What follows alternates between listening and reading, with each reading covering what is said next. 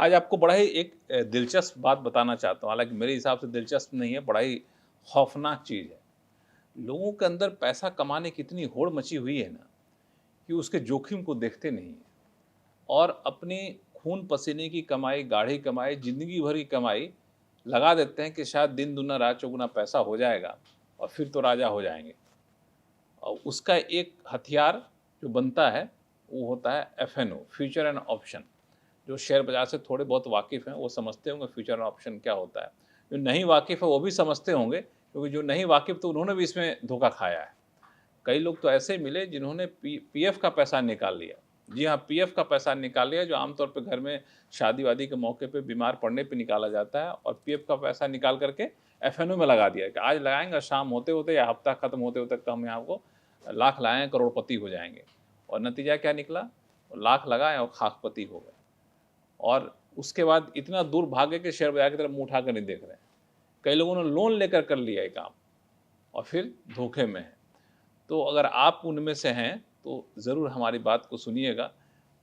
अनिल जी हैं, अगले 10-15 मिनट तक हम लोग इसी पे चर्चा करेंगे कि ऐसा करना कितनी समझदारी है और क्या नहीं करना चाहिए क्या? बिल्कुल छोड़ देना चाहिए एफएनओ में। एफएनओ वाक़ई जुआ है क्या? तो मैं अनिल जी से पूछा, अनिल जी, जी। एफएनओ जुआ है, स्किल ऑफ गेम है कि स्किल ऑफ लक है? देखिए, एफएनओ जो है बाकी हर चीज़ की तरह ये स्किल ऑफ गेम, मतलब गेम ऑफ स्किल है ये। Game of skill. Game of skill है ये। हाँ। कोई भी चीज़ जो है लक्ष्मण जी, जिसके बारे में अगर किसी को पूरा प्रॉपर ज्ञान नहीं होना, तो उसके लिए वो जुआ हो जाती है। जैसे कसिनो में भी जो है ना, कुछ लोग प्रोफेशनल जुआरी होते हैं। वहाँ जो है अपने यूएस में या और जगहों पे जो है कसिनो में प्रोफेशनल चैंपियनशिप होती है पोकर वगैरह की, जुए की, और वहाँ पर कुछ लोग हैं जो लगातार विन करते हैं। तो इसका मतलब वो जुआरी भी जो है वो उन्होंने उसको स्किल है, क्योंकि उसमें मैथमेटिक्स बहुत ज़्यादा चलती है, मैथमेटिकल प्रोबेबिलिटीज बहुत ज़्यादा चलती हैं, तो वो उसको स्किल को मास्टर कर चुके हैं। तो अब दूसरों के लिए तो जुआ है, लेकिन उनके लिए उनका वो व्यापार है, उनके लिए प्रोफेशन है। इसी तरीके से यहाँ भी ये है बहुत टेक्निकल और थोड़ी सी स्मार्ट चीज, लेकिन यहाँ पर लोग केवल इसका रिजल्ट देख करके कि भाई अभी लगा देंगे 5,000, शाम तक 50,000 हो जाएगा, तो ये पॉसिबिलिटी तो है, तो ये देख करके अंधाधुंध बिना जाने समझे लगाएंगे, तो ये तो जुआ ही है। ये जुआ ही है। और बगैर जाने अनजाने से कहीं भी लगाए, बगैर जाने से एकदम। वो कहीं भी, जैसे अब देखिए क्रिकेट मैच होता है, कुछ लोग उसी पे शुरू कर देते हैं। तो यहाँ जो है, समझाइए मुझे जी कि ये जो एफएनओ आखिर चीज कैसा, संस्कृत में समझाइए। तो एक तो होता है कि हम शेयर खरीद लिए, जी जी, एक होता है एफएनओ, फ्यूचर एंड ऑप्शन है क्या? हाँ, मैं बताता हूँ। थोड़ी विषय तो बहुत लंबा है, लेकिन मैं संक्षेप में बताने की और सरल भाषा में बताने की कोशिश करूंगा, क्योंकि थोड़ा टेक्निकल सब्जेक्ट है। जो शेयर होता है, या जो निफ्टी जैसे शेयर हो गया या निफ्टी इंडेक्स हो गए, तो ये तो अपने आप में एक इंस्ट्रूमेंट है जो बाजार में हम खरीदते हैं। कुछ शेयर, लगभग इस समय 209 शेयर के आसपास इस समय ऐसे हैं जो डेरिवेटिव में आते हैं, यानी कि उनके ऊपर कुछ कॉन्ट्रैक्ट ट्रेड होते हैं, फ्यूचर और ऑप्शन के कॉन्ट्रैक्ट। ये फ्यूचर और ऑप्शन के कॉन्ट्रैक्ट क्या होते हैं? जो बड़े बड़े निवेशक होते हैं उसमें उनके हिसाब से, चूंकि वो अपने रिस्क को एश्योर करने के लिए, कम करने के लिए फ्यूचर ट्रेडिंग होती है, मतलब भविष्य को देख करके आज ही, कि अगर आज कोई चीज़ 100 रुपये पे चल रही है तो भविष्य का सौदा आज ही कर लिया जाता है कि भाई ये अगर 110 जाएगा तो हम इसको इतनी क्वांटिटी आपसे खरीद लेंगे। कोई कहता है भाई अगर 90 जाएगा तो हम इतनी क्वांटिटी आपसे खरीद लेंगे। इस हिसाब से आपस में एक सौदा कर लिया जाता है। मान लिया 100 रुपए का शेयर है जी, किसी को लगता है कि ये जाएगा 110 और किसी को लगता है कि 90 जाएगा। तो जिसको लगता है 110 जाएगा तो कहेगा 110 जाएगा तो हम 100 शेयर आपसे खरीद लेंगे, मान लिया जाए। किसी को लगता है 90 जाएगा तो 90 में जाएगा तो हम शेयर आपसे खरीद लेंगे, यानी घटेगा तब खरीदेंगे, दूसरा कह रहा हम बेचेगा तो खरीद लेंगे। अब किसकी बात सही निकले, ये खेल है। ये खेल है। अब इसमें दो इंस्ट्रूमेंट है, एक होता है फ्यूचर और एक होता है ऑप्शन। अच्छा, अब फ्यूचर में क्या है? फ्यूचर में भी वही लॉट है। जैसे अगर निफ्टी की बात करूं, निफ्टी अभी 24,100 पे चल रहा है, 175 के आसपास चल रहा है। अब कुछ लोग मान के चल रहे हैं कि भाई 24,500 जाएगा, कुछ लोग कह रहे हैं नहीं जाएगा। तो वो जिनको लगता है कि जाएगा तो वो फ्यूचर खरीद लेते हैं। तो वो जैसे जैसे बढ़ता जाएगा वैसे वैसे उनको प्रॉफिट देता जाएगा। ये तो बड़ा सिंपल सा शेयर मार्केट के तरीके से। फर्क केवल ये होता है कि ये कॉन्ट्रैक्ट बहुत बड़ा होता है, क्योंकि फ्यूचर अगर खरीदते हैं तो फ्यूचर में एक शेयर नहीं खरीद सकते, उसका एक लॉट होता है। जैसे 65 शेयर का एक लॉट है निफ्टी का। अच्छा। तो यानी कि अगर इस समय 24,000 का 100 है तो लगभग 15 लाख का एक कॉन्ट्रैक्ट है। 15 लाख हाँ, लेकिन आपको मार्जिन देना होगा 2.5 लाख से 3 लाख के आसपास, ज्यादा। ये कैसे? इसमें मार्जिन मिलता है। अच्छा, मार्जिन आपको जो है मार्जिन मिलता है, मतलब आपको फुल अमाउंट नहीं देना है, ब्रोकर आपको उतने अमाउंट पे ही परमिशन दे देता है। आप तभी लोग कूद खरीदते रहते हैं। यही इसको लिवरेजिंग बोलते हैं, मतलब 15 लाख आपको का लोन सामान मिल 1 लाख जाता का है, मिल रहा है। लोन मिल जाता है एक तरीके से, मोटी भाषा में समझिए। और यही जो लोन है ना, यही डुबाता है, क्योंकि आपके अकाउंट में है 3 लाख और आपने खरीद लिया निफ्टी का एक लॉट, लेकिन कॉन्ट्रैक्ट की वैल्यू है वो 15 लाख की। 1 लाख रुपया लगा के आपने 15 लाख का माल खरीद लिया। हाँ, अब वो जब वेरिएशन ऊपर नीचे आएगा ना, तो वो तो 15 लाख के हिसाब से होगा, लेकिन आपका तो अकाउंट है छोटा सा, वो तो तुरंत उड़ जाएगा। थोड़ा भी नीचे आया तो आपका पूरा अकाउंट साफ। अरे बाप, हाँ। ठीक है। अब इसमें ये तो हो गई इसकी बात की, फ्यूचर की बात। अब फ्यूचर में क्या होता है कि जब बढ़ता है तब तो कोई दिक्कत नहीं है, जब गिरता है तो उसमें M2M एक कॉन्सेप्ट होता है, यानी जितना लॉस होगा ना उतना कैश आपको अकाउंट में डालते रहना पड़ेगा। अच्छा, मान लिया जाए जी, अभी 24,200 का निफ्टी का रेट है, हमको लगा कि 24,500 निफ्टी जाने वाला। हाँ, हमने 24,500 का लॉट खरीद लिया, तो हमारे पास 1 लाख रुपए का मान ले खरीदे, एग्जांपल लेके चलते हैं।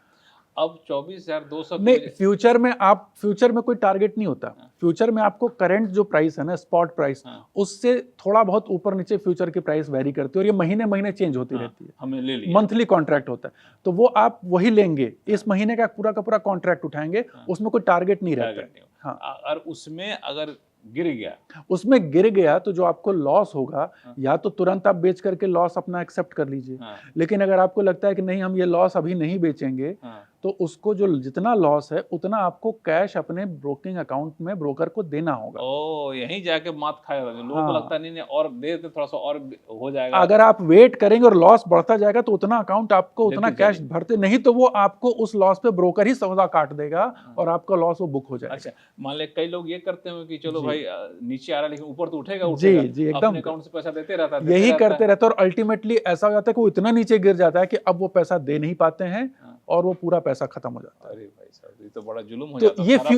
ये फ्यूचर का बता रहा हूँ। अच्छा। अब दूसरा जो गेम आता है, तो यहाँ तो क्या होता है कि 2.5 लाख 3 लाख रुपए एक कॉन्ट्रैक्ट का लगा।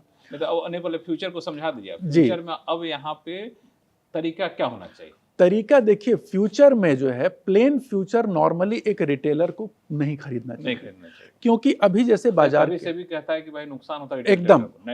उसका कारण क्या होता है, ये सब टेक्निक है। इसमें फ्यूचर में क्या होता है कि फ्यूचर तभी खरीदिए जब आपके अकाउंट में, जिसकी फ्यूचर कौन खरीदता है, किसके लिए बनाया गया। जो आदमी निफ्टी के शेयर खरीदेगा तो वो उसके पास, मान लीजिए किसी के पास 1 करोड़ है लगाने के लिए, तो वो 1 करोड़ के लिए कई शेयर खरीदने पड़ेंगे निफ्टी के। तो इसलिए उसने कहा कि भाई ठीक है, हम एक फ्यूचर 15 लाख की वैल्यू का फ्यूचर उठा ले रहे हैं, 2.5 लाख ही भले देना पड़ रहा है, लेकिन है कॉन्ट्रैक्ट 15 लाख का, अकाउंट में उसके 1 करोड़ पड़ा हुआ है, तो उसके हिसाब से 15% हुआ पूरा टोटल ट्रेड उसके, क्योंकि उसके पास 1 करोड़ है और उसके लग रहे हैं बस 2.5 लाख, तो 2.5% ही समझ लीजिए लग रहा है, लेकिन कॉन्ट्रैक्ट वैल्यू 15 करोड़ की है, तो वो उसके हिसाब से उसका प्रॉफिट एंड लॉस देखेगा।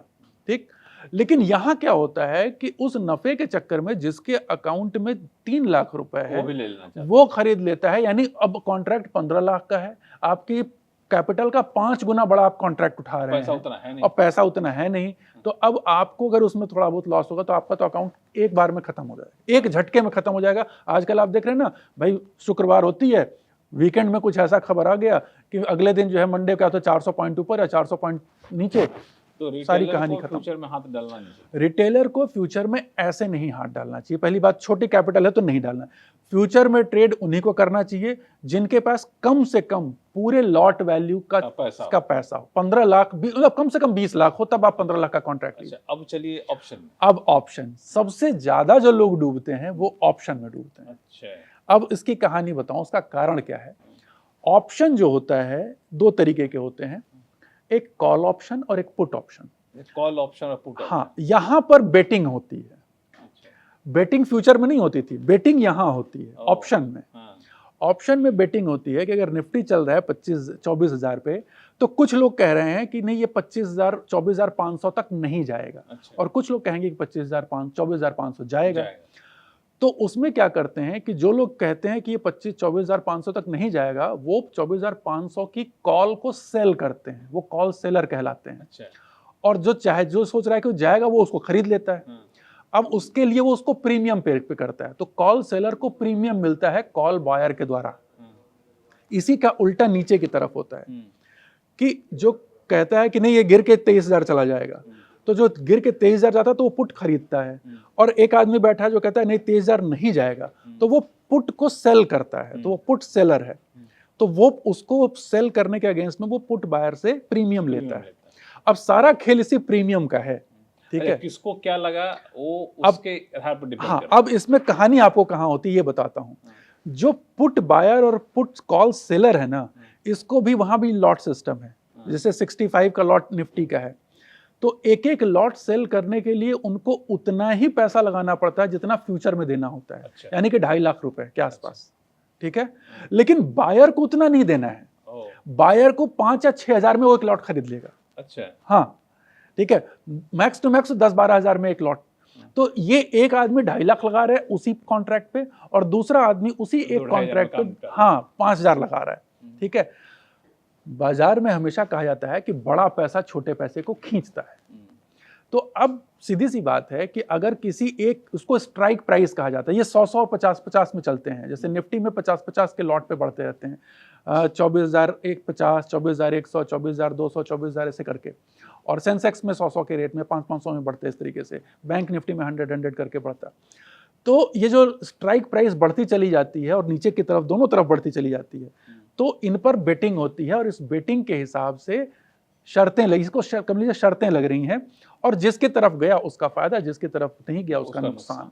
लेकिन नुकसान तो कम होता होगा इसमें। नहीं, नुकसान इसमें बहुत होता है। अब इसमें होता, 2-3 हजार रुपये लगाना पड़ता है। बता रहा हूं इसमें होता क्या है। अब ऑप्शन की खासियत क्या होती है कि इसकी वीकली एक्सपायरी है। अच्छा, अगर आपके टारगेट तक निफ्टी नहीं पहुंची, जैसे आपने कहा कि 2,500, 24,500 पहुंच जाना चाहिए, नहीं पहुंची, तो एक हफ्ते में आपका प्रीमियम 0।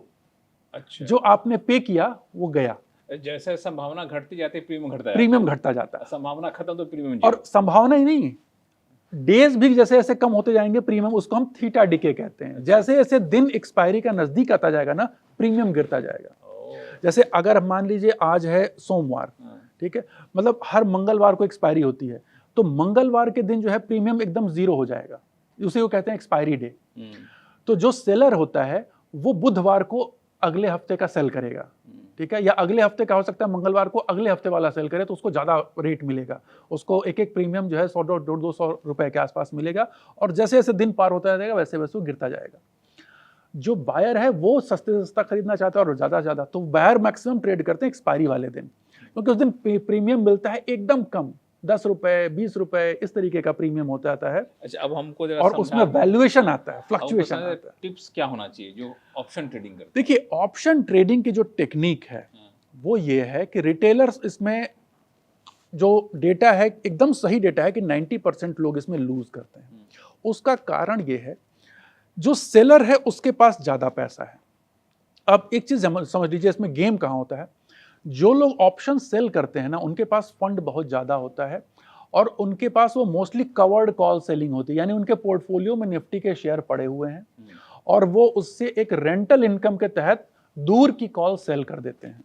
उनको पता है कि वहां तक पहुंचेगा नहीं, तो उतने का हमको फ्री का इंटरेस्ट मिल गया, और अगर पहुंच जाएगा तो हमारे पास शेयर पड़ा है, हम डिलीवर कर देंगे उस प्राइस पे, तो उनका नुकसान नहीं है। लेकिन ऑप्शन बायर जो है ना, वो खरीदता है और उसका जो है 5,000 लगाया 0, फिर सोचेगा अच्छा, क्योंकि एक लॉट तो खरीदेगा नहीं, वो तो 2-3 लॉट खरीदेगा, तो वो हर वीक, हर हफ्ते जो है 20 से 25,000 रुपए का निवेश करता है, और वो अपनी आंखों के सामने उसको 0 होते हुए देखता है। फिर बीच बीच में किसी दिन ऐसा भी आ जाएगा कि अचानक से उछल के उसको पैसा मिल जाएगा, तो खुश हो जाएगा, फिर अगले दिन फिर लगाएगा। लेकिन नेट जब वो हिसाब लगाएगा ना, तो वो अच्छे खासे लॉस में रहेगा। एक चीज बताइए कि ये जो स्ट्राइक प्राइस आप कहते हैं, 24,200, 24,300, 24,400, तो जिसका स्ट्राइक प्राइस एग्जिस्टिंग प्राइस से दूर रहता है उसका प्रीमियम कम रहता है। जितना दूर होगा उतना कम होगा, उसको ओटीएम बोलते हैं, आउट ऑफ द मनी।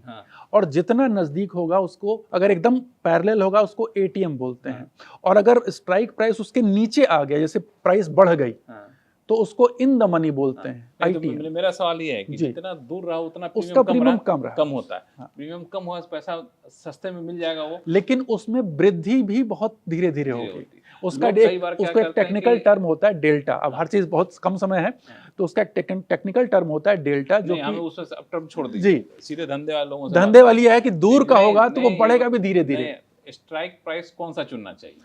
देखिए स्ट्राइक उसका प्राइस, फॉर्मूला बताइए, इसका संक्षिप्त में। फॉर्मूला बड़ा सिंपल नहीं है। सिंपल नहीं है। मैं बता दूं, सिंपल नहीं है। हाँ। और यही कारण है कि एक लाइन में इसका आंसर नहीं दिया जा सकता। ये कई फैक्टर्स पे डिपेंड करता है। ऐसा नहीं जिसका लकीर ज्यादा लंबा वो नहीं ले- नहीं नहीं, ऐसे नहीं होता। हाँ। इसमें कई चीजें डिपेंड करती हैं। आप कब खरीद रहे हैं, कौन सी एक्सपायरी का खरीद रहे हैं, किसका खरीद रहे हैं। सेंसेक्स के लिए अलग कहानी है, निफ्टी की अलग कहानी है, हम बैंक निफ्टी निफ्टी की पे अलग रहते कहानी हैं, है, तो निफ्टी पे ही रहते हैं। तो यहां पर आपको कब खरीदना है, कब नहीं खरीदना है, ये सारी चीजें ध्यान रखनी होती हैं। प्लस कैंडल कैसी बन रही है, चार्ट कैसा बन रहा है, वो देखना है। उसके अलावा स्ट्राइक प्राइस, अब उस दिन कौन से स्ट्राइक प्राइस चूज करेंगे। और साथ में इसमें स्ट्रेटजीज बहुत होती हैं। जो लोग जानते हैं ऑप्शन के बारे में, उनको पता है कि ऑप्शन बाइंग और सेलिंग दोनों में बहुत तरीके की स्ट्रेटजी। सिंपली खाली ऑप्शन खरीद लेने से वो 90% चांस है कि वो जीरो हो जाएगा। तो अगर प्रॉफिट कमाना है तो उसमें स्ट्रेटजीज होती हैं कि नजदीक की कॉल खरीद ली, दूर की कॉल बेच दी। तो उससे क्या होता है कि थोड़ा जो थीटा डिके है वो कम हो जाता है, तो जो तेजी से उसका प्रीमियम नहीं गिरेगा। तो अगर बाजार धीरे धीरे बढ़ता है तो आपका थोड़ा सस्टेन करेगा, और किसी दिन जोर से बढ़ गया तो आपको प्रॉफिट हो जाएगा। इसीलिए कहते हैं कि ये जुआ नहीं, नहीं, ऑप्शन फ्यूचर इसमें- ऑप्शन ये पूरा स्किल का है। इसमें बहुत तरीके की टेक्निक्स होती हैं। जो लोग सेलर होते हैं उसमें आयरन कॉन्डोर टेक्निक है, बटरफ्लाई आयरन, मतलब उसमें कैलेंडर बनता है, स्प्रेड बनता है। फिर जो बाइंग होती है उसमें बैक स्प्रेड बनता है, उसमें रेशियो स्प्रेड बनता है। हमारे दिमाग के तो ऊपर से मैं जा रहा है। इसीलिए बता रहा हूँ मोटा-मोटी है कि आप फ्यूचर ऑप्शन में जी। पैसा तभी लगाइए जो जितना थीटा अल्फा बीटा बता रहा मतलब है, इसमें उन देखिए सबसे हेजिंग वाकिफ है टेक्निक, तब। इसमें देखिए रिस्क मैनेजमेंट की टेक्निक्स होती हैं, उसको हेजिंग टेक्निक कहा जाता है। तो अगर आपको ऑप्शन में पैसा कमाना है ना, तो आपको ये हेजिंग टेक्निक सीखनी होंगी।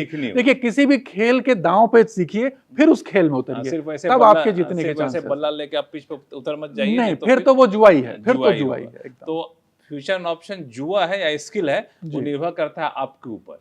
जी। आप टेक्निक के साथ आ रहे हैं, स्किल सीख लिए तो आपके लिए स्किल है। जी। अगर नहीं, वैसे सिर्फ पैसा बनते हुए देखना चाहते हैं और पैसा लगाने के चले आए, जी। तो आपके लिए जुआ है। अब और तय है आपको- और है बहुत अट्रैक्टिव। उसका कारण ये है, एक्सपायरी वाले दिन और किसी किसी दिन 10-10 रुपए का प्रीमियम, हाँ, 10 रुपए वाला कई बार जो है वो 500 तक पहुंच जाता है। मतलब 1000 रुपए लगाया तो आप अब इस हिसाब से लगा लीजिए कि 1000 रुपए लगाया तो वो 500 पहुंच गया, तो वो कितना सीधे 50 गुना हो गया। इसी ख्वाहिश में तो 50 पीएफ का पैसा लगा देते हैं। हाँ, लेकिन डूबता मैक्सिमम टाइम में है। ऐसे मौके आपको 2-3 महीने में एक बार मिलते हैं। तो इसीलिए आपसे सलाह यही है कि जी। आप समझ लीजिए, स्किल समझिए, तब जाके पैसा लगाइए, खासतौर से फ्यूचर ऑप्शन में। एकदम नहीं एकदम। समझेंगे तो पैसा डूबने के चांस ज्यादा रहेंगे। सरल तरीके से अभी भी कहूंगा जनता को, आप दर्शकों को, ऑप्शन ट्रेडिंग या डेरिवेटिव ट्रेडिंग जो है ना, वो क्या है, फरारी चलाने के जैसा है। अगर सीधे आप बिना ड्राइविंग जाने फरारी ले लेंगे तो महंगी गाड़ी है, जान का भी खतरा है क्योंकि चलती 300 की किसी को स्पीड ठोक से है, देंगे आप जाके। अपनी भी जान के लिए खतरा है और दूसरे के लिए भी खतरा, और महंगी गाड़ी है तो आपका फाइनेंस को भी खतरा है। फाइनेंस को खतरा है। तो पहले आप मारुति पे सीख लीजिए, पहले कैश मार्केट में ट्रेडिंग करके सीख लीजिए। वो धीरे धीरे आपको वहां से जब फायदा आने लगे, कुछ पैसा इकट्ठा कर लीजिए, प्रॉफिट आ जाए, तब आप ऑप्शन पर शिफ्ट और करिए। दूसरा के व्हाट्सएप देख के मत सीखिए, एकदम भी हाँ, नहीं, नहीं तो वो व्हाट्सएप तो और यूनिवर्सिटी से खतरनाक ज्ञान है। मत वो लीजिए। तो और खतरनाक है। जी। बाकी बड़ा इंटरेस्टिंग सा चीज है, लेकिन बड़ा टेक्निकल है, जी। जिसमें कई बार विस्तार से बातचीत जी, करेंगे। जी, फिलहाल एकदम। बच के रहिए, अगर नहीं समझ में आता है तो। ठीक है ना, जी। चलिए।